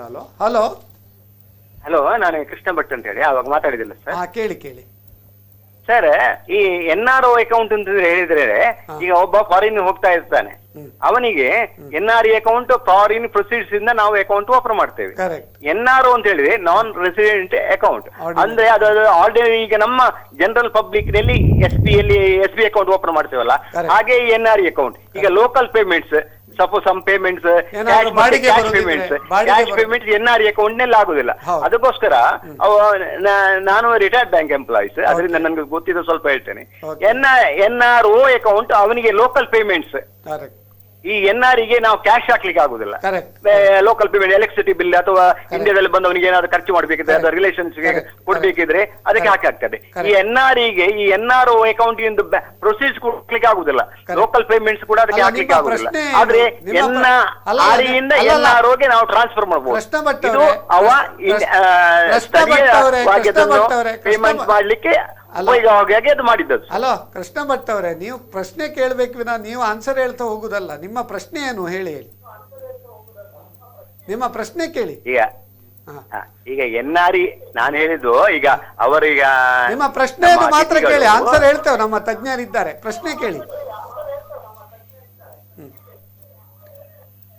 ಹಲೋ ಹಲೋ ಈಗ NRO account ಬಗ್ಗೆ ಒಂದು ನಾವು ಹೇಳುವ. ಮುರಳಿ ಅವರೇ ಹೇಳಿ, NRO ಅಕೌಂಟ್. ಅವರು ಕೃಷ್ಣ ಭಟ್ರು ಎಕ್ಸ್ ಬ್ಯಾಂಕರ್, ಸೊ ಹಾಗಾಗಿ ಅವರಿಗೆ ಅವರು ಪ್ರಾಬಬ್ಲಿ ಅದನ್ನೇ ಎಕ್ಸ್ಪ್ಲೇನ್ ಮಾಡ್ತಾ ಇದ್ರು. NRO ಅಕೌಂಟ್ ಅಂದ್ರೆ ನಾನ್ ರೆಸಿಡೆಂಟ್ ಆರ್ಡಿನರಿ ಅಂತ. ಈಗ ಒಬ್ಬ NRI ಭಾರತದಿಂದ ಹೊರಗೆ ಹೋದ ನಂತರ ಅವರು ಅಲ್ಲಿಂದ ಫಂಡ್ಸ್ ಕಳಿಸಿದ್ದನ್ನು NRE ಅಕೌಂಟ್ಸ್ ಅಲ್ಲಿ ಎಕ್ಸ್ಟರ್ನಲ್ ಇದರಲ್ಲಿ ಇಡಬಹುದು. ಬಟ್ ಅವರಿಗೆ ಭಾರತದಲ್ಲಿಯೇ ಕೆಲವು ಸತಿ ಇನ್ಕಮ್ ಇರ್ತದೆ, ಇಲ್ಲಿ ಭಾರತಕ್ಕೆ ಅಥವಾ ಅವರು ಇಲ್ಲಿ ಏನಾರೇ ಬಿಸ್ನೆಸ್ ಇತ್ತು ಅಥವಾ ಬೇರೆ ಮೊದಲಿಂದ ಏನಾರು ಇತ್ತಂತಾದ್ರೆ ಆ ಇನ್ಕಮ್ ಅನ್ನು, ಆ ಬಂದ ಹಣನು ಅದು ರುಪಿ ಅಲ್ಲಿ ಬಂದದನ್ನು ನಾನ್ NRO ಅಕೌಂಟಿಗೆ ಹಾಕ್ಬೋದು. ಬಟ್ ಈ NRO ಅಕೌಂಟ್ ಅಲ್ಲಿ ಬರುವ ಇಂಟ್ರೆಸ್ಟ್ಗೆ ಎಕ್ಸೆಂಪ್ಷನ್ ಇಲ್ಲ. ಅದಕ್ಕೆ ಅವರು ಹೇಳಿದ್ದು 33%, ಅಂದ್ರೆ maximum rate of tax 33%, 30% plus what ever surcharge and cess will be. ಅದರ ಪ್ರಕಾರ ಟ್ಯಾಕ್ಸ್ ಡಿಡಕ್ಟ್ ಆಗ್ತದೆ. ಈ NRE account, FCNR account, RFC ಅಕೌಂಟಿಗೆ ಇನ್ಕಮ್ ಟ್ಯಾಕ್ಸ್ ಅಲ್ಲಿ ಸ್ಪೆಸಿಫಿಕ್ ಎಕ್ಸೆಂಪ್ಷನ್ಸ್ ಇದೆ.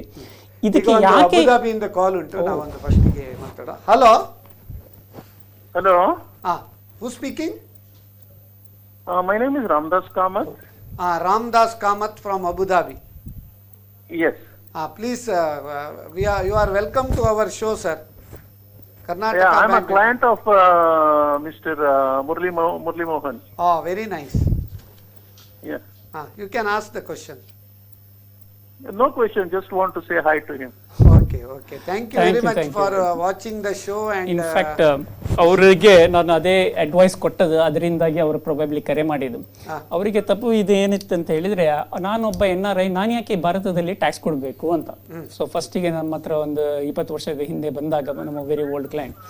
ಸೊ ಆಗ ಭಾರತದಲ್ಲಿ ಅವರಿಗೆ ಫಾರ್ ಎಕ್ಸಾಂಪಲ್ ಇಲ್ಲಿ ಒಂದು ಸ್ಮಾಲ್ ಬಿಲ್ಡಿಂಗ್ ಇತ್ತು, ಅದನ್ನು ಬಾಡಿಗೆಗೆ ಕೊಟ್ಟರು. ಆ ಬಾಡಿಗೆಯಿಂದ ಬಂದ ಇನ್ಕಮ್ ಏನು ಬಾಡಿಗೆ ಬರ್ತಾ ಉಂಟು ಅದೊಂದು ಟ್ಯಾಕ್ಸ್ ಬರ್ತದೆ. ನಾಳೆ ಈ ಪ್ರಾಪರ್ಟಿನ ನೀವು ಮಾರುವಾಗ ತಿರ್ಗಾ ಅದರ ಮೇಲೆ ಕ್ಯಾಪಿಟಲ್ ಗೇನ್ ಬರ್ಬೋದು ಅಥವಾ ಇದು ಸಹ ಬರ್ಬೋದು. ಇದರ ಬಗ್ಗೆ ನಾವು ಮತ್ತೆ ಬೇಕಾದ್ರೆ ವಿಚಾರಿಸೋಣ. ರಾಮದಾಸ್ ಕಾಮತ್ ಅವರಿಗೆ ಧನ್ಯವಾದ, ನೀವು ಅಬುದಾಬಿಯಿಂದ ಕರೆ ಮಾಡಿದ್ದಕ್ಕೆ. ನಮ್ಮ ಕಾರ್ಯಕ್ರಮ ಫೇಸ್ಬುಕ್ಕಲ್ಲಿ ವೀಕ್ಷಿಸ್ತಾ ಇದ್ದೀರಾ ಅಂತ ಹೇಳಲಿಕ್ಕೆ ಬಹಳ ಸಂತೋಷ ಆಗ್ತದೆ. ಈಗ ನಮ್ಮ ಸಚಿನ್ ಅವರೇ, ಈಗ NRI ಅವ್ರದ್ದು ಟ್ಯಾಕ್ಸೇಷನ್ ವಿಷಯ, ಈಗ ನಾವು ಈ ಟ್ಯಾಕ್ಸೇಷನ್ ಬಿಟ್ಟು ಬೇರೆ ವಿಷಯ ಎಲ್ಲ ಮಾತಾಡ್ತಾ ಇದ್ದೇವೆ. So how we should distinguish non-resident Indians and resident Indian in taxation aspects? What are the basic differences? ಅದರ ಬಗ್ಗೆ ಒಂದು ಬ್ರೀಫ್ ಮಾಡ್ಬೋದಾ? ಬೇಸಿಕಲಿ ಇನ್ಕಮ್ ಟ್ಯಾಕ್ಸ್ ಪ್ರಕಾರ, ಆದಾಯ ತೆರಿಗೆ ಕಾಯ್ದೆ ಪ್ರಕಾರ ನಮ್ಮ ನಾನ್ ರೆಸಿಡೆಂಟ್ಗೂ ರೆಸಿಡೆಂಟ್ಗೂ difference based on number of days stay in India. ಹೌದು. ಸೊ ಅವಾಗಲೇ ನಾನು ಎಕ್ಸ್ಪ್ಲೈನ್ ಮಾಡ್ದಂಗೆ 182 days. ಅಲ್ಲ, ಅದಾಯ್ತು. ಈಗ ರೆಸಿಡೆನ್ಷಿಯಲ್ ಸ್ಟೇಟಸ್ ಆಯ್ತು ಬಿಡಿ. ಈಗ ಅವರಿಗೆ NRI ಅವರಿಗೆ even if they are not resident, even NRIಸ್ನವ್ರದ್ದು ಟ್ಯಾಕ್ಸ್ ಬಗ್ಗೆ ಇಲ್ಲಿ ಯಾವುದೆಲ್ಲ ಇನ್ಕಮ್ ಅವ್ರಿಗೆ ಟ್ಯಾಕ್ಸ್ ಆಗ್ತದೆ, ಯಾವ್ದು ಆಗುದಿಲ್ಲ ಅಂತ. Okay. So as far as non ರೆಸಿಡೆಂಟ್ಸ್ಗೆ ದೇರ್ ಸ್ಕೋಪ್ ಆಫ್ ಇನ್ಕಮ್ ಅಂತ ಹೇಳ್ತೀವಿ ಅದಕ್ಕೆ. ಆ ಸ್ಕೋಪ್ ಆಫ್ ಇನ್ಕಮ್ ನ ನಾವು ಹೇಗೆ ಎಕ್ಸ್ಪ್ಲೈನ್ ಮಾಡ್ಬೋದು ಅಂತ ಹೇಳಿದ್ರೆ, ಫಾರ್ ನಾನ್ ರೆಸಿಡೆಂಟ್ಸ್ ಬಂದ್ಬಿಟ್ಟು any income received in India, ಅಥವಾ they say income deem to received in India, ಅಥವಾ income accruing or arising in India or deem to accrue arise in India ಬಂದ್ಬಿಟ್ಟು, ಇದು it is a non resident or resident, ordinary resident but not ordinary resident, 3 category of assessees ಗೆ ಇದು tax ಆಗುತ್ತೆ. As far as ordinary resident is concerned, it is global income. Global income anta helidre anywhere, not only in India, anywhere in the world, resident and ordinary resident earns income, he has to file his return here and pay taxes in India. In simple words ನಾವು ಹೇಗೆ ಹೇಳ್ಬೋದಂದ್ರೆ, in case of a resident, world income is taxable. In case of a non-resident, Indian income is taxable. In case of a not ordinary resident, any of Indian income is taxable, but income earned outside India is taxable only when business is set up from India or profession is controlled from India. Alva sir? Correct sir. In simple words ಅಲ್ಲಿ ನಾವು ಹೇಳುವುದಾದ್ರೆ. Exactly right. So that is the scope of ಇದರ ಪ್ರಕಾರ. ಅದರಲ್ಲಿ ಯಾವುದೆಲ್ಲ exemption ಉಂಟು ಅದನ್ನ exemption ಕೊಟ್ಟಿದ್ದಾರೆ ಅವರು. ಫಾರ್ ಎಕ್ಸಾಂಪಲ್ ಈಗ interest on NRE deposit, all those things exemptions are. Other than these exemptions, whatever taxable things, for example rental income for non-resident Indians, Murali ಅವರೇ ಹೇಳಿ ಅದು ಯಾವುದೆಲ್ಲ ಟ್ಯಾಕ್ಸ್? ಅದೇ ಸಚಿನ್ ಈಗನೇ ಎಕ್ಸ್ಪ್ಲೇನ್ ನೀವು ಸಂಕ್ಷಿಪ್ತವಾಗಿ ಹೇಳಿದ್ರಿ ಅದನ್ನು. ಬಟ್ ಇದರಲ್ಲಿ any income which is received in India irrespective of where it is earned will be taxed in India. Okay. So ನೀವೊಬ್ಬರು NRI ಆಗಿರ್ಬೋದು, ಎನಿ ಇನ್ಕಮ್, ರೆಮಿಟೆನ್ಸ್ ಅಂತಲ್ಲ, ಮತ್ತೆ ಜನರು ಕನ್ಫ್ಯೂಸ್ ಮಾಡ್ಕೊಳ್ಬಹುದು, ದುಬೈಯಿಂದ ಹಣ ಕಳಿಸಿದ್ರೆ ಇಲ್ಲಿ ರಿಸೀವ್ಡ್ ಟ್ಯಾಕ್ಸ್ ಕಟ್ಟಬೇಕಾಗ್ತದೆ ಅಂತ ಹೇಳಿ. ಅದರ ಬಗ್ಗೆ ಒಂದು ಮತ್ತೆ ಪ್ರಶ್ನೆಯನ್ನು, ಯಾವ್ದೆಲ್ಲ ರೆಮಿಟೆನ್ಸಸ್ಗೆ ಹೇಗೆ ಇಂಪ್ಯಾಕ್ಟ್ ಆದಿತ್ತು ಅಂತ ನೋಡೋಣ. But what point I was trying to tell, any income which is received in India or deemed to be received in India ಅಂತ ಕೆಲವಿದೆ. ಆ ಕೇಸಸ್ ಅಲ್ಲಿ definitely income becomes taxable. Second, income which accrues or deemed to accrue or arise in India because of the source or the properties in India again becomes taxable in India. So for example ನೀವೊಂದು ಈಗ salary earn ಮಾಡ್ತಾ ಇದ್ದೀರಿ, ಯಾರೋ ಒಬ್ರು ಇಲ್ಲಿಂದ ಈಗ ಇನ್ಫೋಸಿಸ್ ಅಲ್ಲಿ ಕೆಲಸ ಮಾಡ್ತಾ ಇದ್ದವ್ರನ್ನ ಟೆಂಪರರಿಲಿ 3 ತಿಂಗಳ ಮಟ್ಟಿಗೆ ಅಮೆರಿಕಾಗೂ ಹೋದ್ರು ಅಂತ ಅನ್ಸು. ಆಗ ಅವರು ಸ್ಯಾಲ್ರಿ ಇಂಡಿಯಾದಲ್ಲಿ ಅರ್ನ್ ಮಾಡ್ತಾ ಇರೋದು ಕಂಟಿನ್ಯೂ ಆದರೆ, ದೋ service rendered outside India, still because he continues to get the income in India, it will become taxable. Attend ಆಗೋ. ಹಲೋ ಹಲೋ, ಯಾರು ಮಾತಾಡೋದು? ಅದೇ ಉದಯ ಹೆಗ್ಡೆ ಅಂತ. ಉದಯ ಹೆಗ್ಡೆ.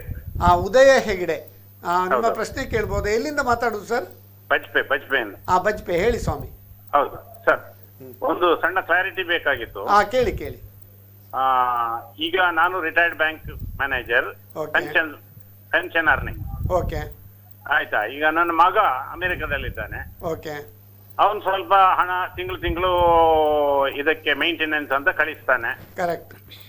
ಅದು ಆಕ್ಚುಲಿ ನಮ್ಮ ಇನ್ಕಮ್ ಟ್ಯಾಕ್ಸ್ಗೆ ಆಡ್ ಆಗುತ್ತಾ ಅಂತ ಹೇಳುವಂತ ಒಂದು ಕ್ಲಾರಿಟಿ ಬೇಕಾಗಿತ್ತು. ಓಕೆ. ಬೇರೆ? ಅದೇ ಒಂದು ಕ್ವಶನ್. ಸಚಿನ್ ಕುಮಾರ್ ಅವರೇ, ಈಗ all remittance from abroad it is not A income ಅಲ್ವಾ? ಈಗ ಮಗ ಅಲ್ಲಿ ಅರ್ನ್ ಮಾಡಿ ಅಲ್ಲಿ ಟ್ಯಾಕ್ಸ್ ಕಟ್ಟಿ ಇಲ್ಲಿ ಕಳಿಸಿದಕ್ಕೆ ಅದಕ್ಕೆ ತೆರಿಗೆ ಬರ್ತದ ಕೇಳುದವ್ರು. ಹೌದು ಸರ್. ಸರ್ ಅದೇ ಉದಯ್ ಹೆಗ್ಡೆ ಅವರೇ, ನಿಮ್ಮ ಮಗ US ಅಲ್ಲಿ ಅರ್ನ್ ಮಾಡ್ಬಿಟ್ಟು US ಅಲ್ಲಿ ಟ್ಯಾಕ್ಸ್ ಪೇ ಮಾಡಿರ್ತಕ್ಕಂತ ಹಣ ಅದು, ಆ ಹಣನ ಅವರು ಇಲ್ಲಿಗೆ ಇಂಡಿಯಾಗೆ ಮೇಂಟೆನೆನ್ಸ್ಗೆ ರೆಮಿಟ್ ಮಾಡ್ತಾ ಇದ್ದಾರೆ ನಿಮಗೆ. ಹಾಗಾಗಿ ಅದು ನಿಮ್ಮ ಹ್ಯಾಂಡ್ಸ್ ಅಲ್ಲಿ ಅದು ಇನ್ಕಮ್ ಅಂತ ಟ್ರೀಟ್ ಮಾಡ್ಲಿಕ್ಕೆ ಆಗಲ್ಲ ಅದು. ಹಾಗಾಗಿ ಅಂತ ರೆಮಿಟೆನ್ಸಸ್ ನ it is not taxable in India.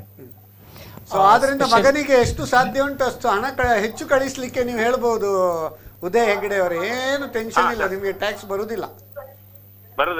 ಇಲ್ಲ. ಮುರಳಿ ಮೋಹನ್ ಅವರು ಜಸ್ಟ್ ಒಂದು ಪಾಯಿಂಟ್ ಬೇಕಾಗಿತ್ತು. ಓಕೆ, ಒಂದು ನಿಮಿಷ. ಇನ್ಕಮ್ ಫ್ರಮ್ ಅದರ್ ಸೋರ್ಸಸ್ ಅಲ್ಲಿ gifts received is taxable, but ಈ gift between father to son or between the lineal ascendant or descendant is exempt. ಅದರಿಂದಾಗಿ tax ಬರುವುದಿಲ್ಲ. ಬಟ್ ಅದೇ ರೀತಿ ಗಿಫ್ಟ್ ರಿಸೀವ್ಡ್ ಫ್ರಮ್ ರಿಲೇಟಿವ್, ಆ ರಿಲೇಟಿವ್ ಕೂಡ ನಾವೊಂದು ಇದೇನಂತ ಭಾವಪೂರ್ವಕ ಹೇಳ್ಬೋದು. ಏನಂದ್ರೆ ಲೀನಿಯಲ್ ಅಸೆಂಡೆಂಟ್ ತಂದೆ ಅಜ್ಜ ಹಾಗೆ, ಲೀನಿಯಲ್ ಡಿಸೆಂಡೆಂಟ್ ಮಗ ಮೊಮ್ಮಗ ಹಾಗೆ, brother and sister of the individual.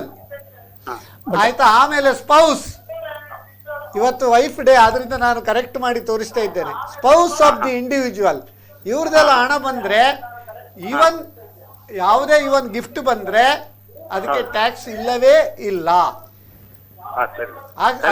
Other than relative, ನಿಮ್ಮ ಫ್ರೆಂಡ್ ಒಬ್ಬರಿದ್ದಾರೆ ಬ್ಯಾಂಕಿನಲ್ಲಿ, ನಿಮ್ಮೊಟ್ಟಿಗೆ ಕೆಲಸ ಮಾಡಿದ್ರು, ಅಮೆರಿಕದಿಂದ ಹಣ ಕಳಿಸಿದ್ರೆ ಅದು ಬರುತ್ತೆ. 50,000ಕ್ಕಿಂತ ಜಾಸ್ತಿ ಆದ್ರೆ ಅದಕ್ಕೆ ಬರ್ತದೆ. ಅದಕ್ಕಿಂತ ಜಾಸ್ತಿ ಆದ್ರೆ ನೀವು ಸಾಲ ರೂಪದಲ್ಲಿ ತಕೊಂಡ್ರೆ ಬರುದಿಲ್ಲ, ಗಿಫ್ಟ್ ಅಂತ ತಕೊಂಡ್ರೆ ಬರ್ತದೆ. ಇದು ಚಿಲ್ಡ್ರನ್ ಆಯ್ತು. ಆದ್ರಿಂದ ಯಾವುದೇ ಕಾರಣ ಬರುದಿಲ್ಲ ಅಂತ ಹೇಳುವಂತ. ಹೌದು, ಬರುವುದೇ ಇಲ್ಲ.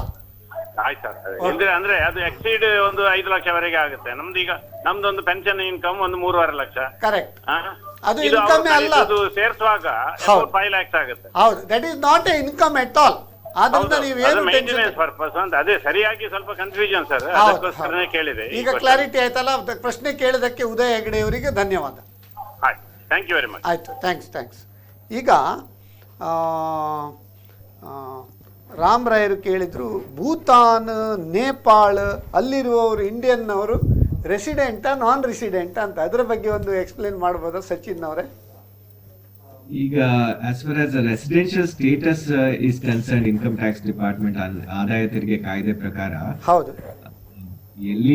ಎಲ್ಲಿಂದ ಬಂದರೂ ಸಹ ಅವರು out of India, whether India or non resident, whether India or a foreign citizen or those who are staying in neighboring countries. Correct. ಅವರೇ ಸಹ ಇಂಡಿಯಾದಲ್ಲಿ 182 ಡೇಸ್ಗಿನ್ನ ಮೇಲೆ ಇದ್ರೆ ಅವರು ರೆಸಿಡೆಂಟ್ ಇಂಡಿಯನ್ ಆಗ್ತಾರೆ. ಈಗ ನೇಪಾಳ, ಭೂತಾನ್ ಎಲ್ಲ ಹೋಗ್ಲಿಕ್ಕೆ ಪಾಸ್ಪೋರ್ಟ್ ಇಲ್ಲದೆ ಇರಬಹುದು, ಆದರೆ ಅವರು ಅಲ್ಲಿ ಇನ್ಕಮ್ ಅಲ್ಲಿ ನೆಲೆಸಿದ್ರೆ, ಇಲ್ಲಿಕ್ಕಿಂತ ಮೋರ್ ದನ್ 180 ಡೇ ಅಲ್ಲಿದ್ರೆ ಅವರು ನಾನ್ ರೆಸಿಡೆಂಟೇ ಆಗ್ತಾರೆ ಅಲ್ವಾ? 182 ಡೇಸ್ಗಿನ್ನ ಜಾಸ್ತಿ ಅಲ್ಲಿ ನೆಲೆಸಿದ್ರೆ ಅವರು ನಾನ್ ರೆಸಿಡೆಂಟ್ ಆಗ್ತಾರೆ. ಆದ್ರಿಂದ ಆ ವಿಷಯದಲ್ಲಿ ಕನ್ಫ್ಯೂಸ್ ಮಾಡಬಹುದು. ಮುರಳಿ ಅವರೇ, ಜಸ್ಟ್ ಒಂದು ಪಾಯಿಂಟ್, ಈ ವರ್ಷ ಬಜೆಟ್ ಅಲ್ಲಿ ಒಂದು ಸ್ಮಾಲ್ ಅಮೆಂಡ್ಮೆಂಟ್ ತಂದಿದ್ದಾರೆ. ಈಗ ಪರ್ಸನ್ ಆಫ್ ಇಂಡಿಯನ್ ಆರಿಜಿನ್ ಅಂತ ಹೇಳಿದ್ರೆ, ಈಗ ನೇಪಾಳ, ಭೂತಾನದಲ್ಲಿ ಈಗ ಪರ್ಸನ್ ಆಫ್ ಇಂಡಿಯನ್ ಆರಿಜಿನ್ ಅಥವಾ PIO ಅಂತ ಹೇಳ್ತೇವೆ ನಾವು. ಓಕೆ, ಸೊ ಈ Indian citizen and or a person of Indian origin ಇವರಿಗೆ ಸಹ ಮೊದಲು 182 ಡೇಸ್ ಅಂತ ಇತ್ತು. ಬಟ್ ಈ ವರ್ಷ ಅಂದರೆ ಫೈನಾನ್ಷಿಯಲ್ ಇಯರ್ 21 1 ಏಪ್ರಿಲ್ 2021 ನಂತರ ಮುಂದೆ ಹೋಗುವಾಗ ಈ ವರ್ಷದ ಬಜೆಟಲ್ಲಿ ಒಂದು ಸಣ್ಣ ಚೇಂಜ್ ಏನು ಮಾಡಿದ್ದಾರೆ ಹೇಳಿದರೆ, ಯಾರಾದರೆ ಈ Indian citizen or person of Indian origin, instead of 182 days the limit has been brought down to 120 days. ಅದು ಡಿಸ್ಅಡ್ವಾಂಟೇಜ್ ಅಲ್ಲ, ಅದು ಅಡ್ವಾಂಟೇಜ್ ಅಲ್ಲ. ಇಲ್ಲ, ಇದೊಂದು ಡಿಸ್ಅಡ್ವಾಂಟೇಜ್ ನೋ ಡೌಟ್. ಇದು ಯಾಕೆ and but this will not apply in all cases, only in certain cases where your total income in India is more than 15 lakhs. ಇದು ಯಾಕೆ ತಂದದಂತ ಹೇಳಿದ್ರೆ, may be Sachin can elaborate on that. ಕೆಲವರು ನಾವು 180 ದಿವಸ ಭಾರತದಲ್ಲಿ 180 ದಿವಸ ಬೇರೆ ಇನ್ನೊಂದು 4 ಕಂಟ್ರಿಯಲ್ಲಿ ಬೇರೆ ಬೇರೆ ಕಂಟ್ರಿಯಲ್ಲಿ ಇದ್ದು ಯಾವ finally he was not a resident of any state or stateless person ಬಗ್ಗೆ ಮಾತಾಡೋ ಅದ್ರ ಮುಂಚೆ ಒಂದು ವೀಕ್ಷಕರ ಕರೆ ಉಂಟು. ಹಲೋ ಹಲೋ, ನಮಸ್ತೆ. ನಮಸ್ಕಾರ, ಯಾರು ಮಾತಾಡೋದು? ನಾನು ರಾಮಕೃಷ್ಣ ರಾವ್ ಅಂತ ಹೇಳಿ ಕಾವೂರಿಂದ ಮಾತಾಡೋದು. ರಾಮಕೃಷ್ಣ ರಾಯರಿಗೆ ನಮ್ಮ ಈ ಕಾರ್ಯಕ್ರಮಕ್ಕೆ ಸ್ವಾಗತ. ನಿಮ್ಮ ಪ್ರಶ್ನೆ ಕೇಳಬಹುದಾ? ಧನ್ಯವಾದಗಳು. ಅತಿಥಿಗಳಿಗೆ ನಮಸ್ತೆ. ನಮಸ್ಕಾರ. ನನ್ನ ಪ್ರಶ್ನೆ, ಈಗ ನಮ್ಮ ಇಂಡಿಯನ್ಸ್ ಬೇರೆ ಬೇರೆ ದೇಶಕ್ಕೆ ಹೋಗಿ ಅಲ್ಲಿ ಕೆಲಸ ಮಾಡ್ತಾ ಇರ್ತಾರೆ. ಹೌದು.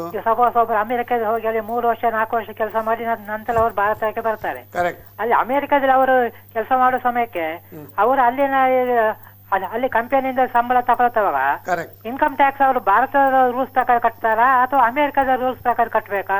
ಅದಲ್ಲಿ ಭಾರತಕ್ಕೆ ಕಟ್ಟಬೇಕಾ ಅಮೆರಿಕಗೆ ಅವರಿಗೆ ಕೊಡ್ಬೇಕಾ, ಹೇಗೆ ಅಂತ ಈ ಬಗ್ಗೆ ಸ್ವಲ್ಪ ವಿವರವಾದ ಮಾಹಿತಿ ಕೊಡ್ತೀರಾ? ಮತ್ತೆ ಪ್ಯಾನ್ ಕಾರ್ಡು NRIಗೂ ಕೊಡೋ ಪ್ಯಾನ್ ಕಾರ್ಡಿಗೂ ಇಂಡಿಯನ್ಸ್ಗೂ ಕೊಡೋ ಪ್ಯಾನ್ ಕಾರ್ಡಿಗೂ ಏನು ವ್ಯತ್ಯಾಸ ಉಂಟಾ ಏನಂತ?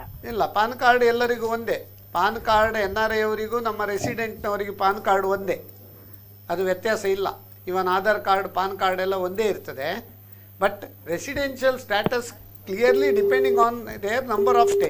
ಈಗ ಸಚಿನ್ ಅವರೇ ಅವರಿಗೆ ಹೇಳಿದರು ಅಮೇರಿಕಾದಲ್ಲಿ ಕೆಲಸ ಮಾಡಿ ಆಮೇಲೆ ಇಂಡಿಯಾಕ್ಕೆ ಬರ್ತಾರೆ, ಅಲ್ಲಿಯ ತೆರಿಗೆ ಕಟ್ಟಿದ ಮೇಲೆ ಇಲ್ಲಿ ಪುನಃ ಅದಕ್ಕೆ DTA ಅದರ ಬಗ್ಗೆ ಒಂದು ಹೇಳಿ, ಡೈರೆಕ್ಟ್ ಟ್ಯಾಕ್ಸ್ ಅವಾಯ್ಡೆನ್ಸ್ ಅಗ್ರಿಮೆಂಟ್, ಅದರ ಬಗ್ಗೆ ಒಂದು ಬ್ರೀಫ್ ಮಾಡ್ಬೋದಾ ಸರ್? ಅಲ್ಲಿ ಒಂದು ಅವರು ಇಂಡಿಯನ್ಸ್ US ಹೋಗ್ಬಿಟ್ಟು ಅಲ್ಲಿ ಅವರು ಎಂಪ್ಲಾಯ್ಮೆಂಟ್ ಜಾಯಿನ್ ಆಗ್ಬಿಟ್ಟು ಅಲ್ಲಿ ಹಣ ಸಂಪಾದಿಸಿದ್ರೆ ಇಂಡಿಯಾದಲ್ಲಿ ಹೇಗೆ ಇನ್ಕಮ್ ಟ್ಯಾಕ್ಸ್ ಡಿಪಾರ್ಟ್ಮೆಂಟ್ ಅಂತ ಇದೆಯೋ ಅದೇ ತರ US ಅಲ್ಲಿ IRS ಅಂತ ಇದೆ, ಇಂಟರ್ನಲ್ ರೆವಿನ್ಯೂ ಸರ್ವಿಸಸ್ ಅಂತ ಹೇಳ್ಬಿಟ್ಟು. IRS ಅವರು ಆ ಹಣನ ಇನ್ಕಮ್ ಟ್ಯಾಕ್ಸ್ ನ ಅವರು ಇಲ್ಲಿ ಹೇಗೆ TDS ಅಂತ ಹೇಳ್ತೀವಲ್ಲ ಅದೇ ತರ ಅಲ್ಲಿ ವಿತ್ ಹೋಲ್ಡಿಂಗ್ ಟ್ಯಾಕ್ಸ್ ಅಂತ ಹೇಳ್ತಾರೆ, ಅದೇ ಆ ತರ ಅವರು ಕಲೆಕ್ಟ್ ಮಾಡ್ಕೊಂಡಿರ್ತಾರೆ.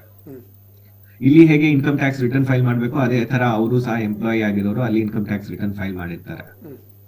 ಸೊ ಹಾಗಾಗಿ ಅಲ್ಲಿ ಒಂದ್ಸರಿ ಟ್ಯಾಕ್ಸ್ ಆಯ್ತು ಅಂತ ಹೇಳಿದ್ರೆ ಆ ಇನ್ಕಮ್ ಮತ್ತೆ ಇಂಡಿಯಾದಕ್ಕೆ ಇವ್ರು ತಗೊಂಬಂದ್ರೆ ಅದು ನಾಟ್ ಟ್ಯಾಕ್ಸಬಲ್. ಒಂದು. ಎರಡನೇದು, ಅವರು ಇಂಡಿಯಾಗೆ ಬಂದ್ಮೇಲೆ there is a possibility of double taxation ಇರ್ತದೆ. ನೀವು ಹೇಳಿದ್ದು ಹೇಗೆ ಅಂತ ಹೇಳಿದ್ರೆ, any country for that matter has a sovereign right to tax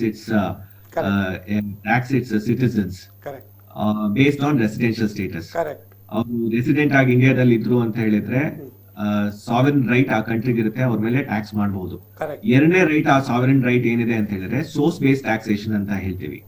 ಇಂಡಿಯಾದಲ್ಲಿ ಸಪೋಸ್ ಯಾರು non resident foreigners Indian sources ನ ಯುಟಿಲೈಸ್ ಮಾಡ್ಕೊಂಡ್ರು ಅಂತ ಹೇಳಿದ್ರೆ ಅವರು ಅದ್ರ ಮೇಲೆ ಟ್ಯಾಕ್ಸಸ್ ಪೇ ಮಾಡ್ಬೇಕಾಗುತ್ತೆ. ಯುಟಿಲೈಸ್ ಮಾಡ್ಕೊಂಡು ಇನ್ಕಮ್ ಅರ್ನ್ ಮಾಡಿದ್ರು ಅಂದ್ರೆ ಅದ್ರ ಮೇಲೆ ಟ್ಯಾಕ್ಸ್ ಪೇ ಮಾಡ್ಬೇಕಾಗುತ್ತೆ.